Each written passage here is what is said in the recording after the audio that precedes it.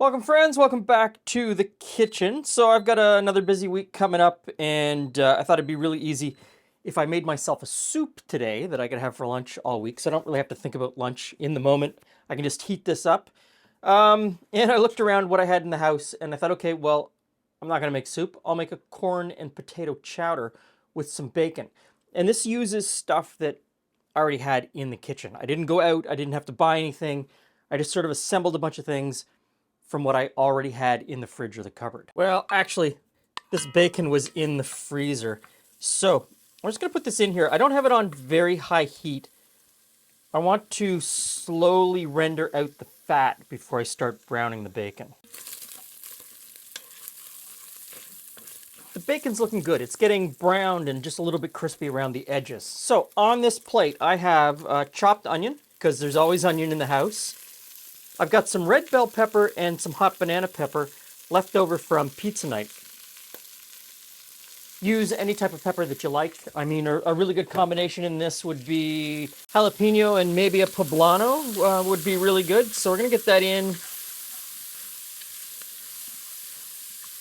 and just start to fry them off. This is where I'm gonna add some frozen corn. We're gonna fry that at the same time.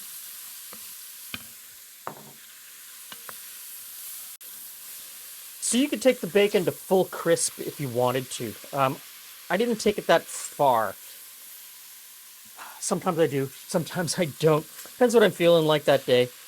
So I'm just gonna keep stirring this until the onion starts to go a little bit translucent. And you could even take it to the point where you char the corn a little bit. That adds some really good flavor. We're looking good here. Now, going to add in some summer savory, some tarragon, a little bit of dried thyme,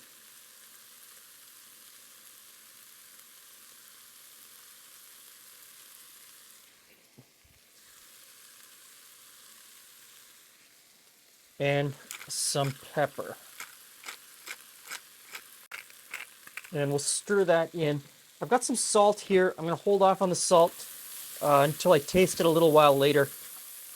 The bacon's bringing some salt, and so is the chicken stock that I'm going to be using. So at this point, I'm going to leave the salt out.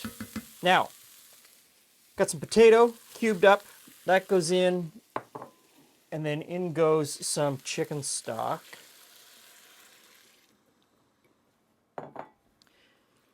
I'm going to give that a stir, turn it down to low, put the lid on, and simmer that for about a half an hour or until the potatoes are fork tender. Okay, this is looking great. So I'm going to jump in here with a potato masher, and I'm just going to mash some of the veg a little bit. Mostly the potatoes, because that'll help thicken it up. And you could definitely jump in there with a stick blender, or you could take a couple of cups of this out and put it in a blender on your countertop and blend it up and put it back in. I'm not looking for it to be a smooth soup, but I'm looking for it to help thicken. I'm looking for those potatoes to help thicken it. But to really thicken it, I'm going to use this. You've seen me use this before.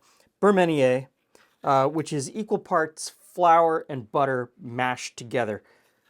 And the butter coats the flour so that it doesn't clump, and it will help thicken this soup. So I'm going to use about a tablespoon and a half, put it in, stir it around. The soup is bubbling, it's hot. It's going to start thickening up almost immediately. So I'll just stir that in. I don't want to thicken it too much because I will be adding some cream. There's the last of the beurre manié. That's starting to thicken up nicely. Okay, next ingredient, last ingredient is some heavy cream. And I don't measure. I mean, that's between a cup and a half. If I slip and I pour heavy, it's 2 cups. It doesn't really matter all that much. I'm going to stir that in. And the soup is pretty much done at this point. I keep calling it a soup. At this point, it's a chowder. I should stop calling it soup. So just give that a little bit of a stir. I'm going to put the lid back on And just let that simmer about 20 minutes till Julie gets home and we'll give it a taste. Okay, let's give this a try. Just a little scoop for tasting because I need to have this for my lunch the next week.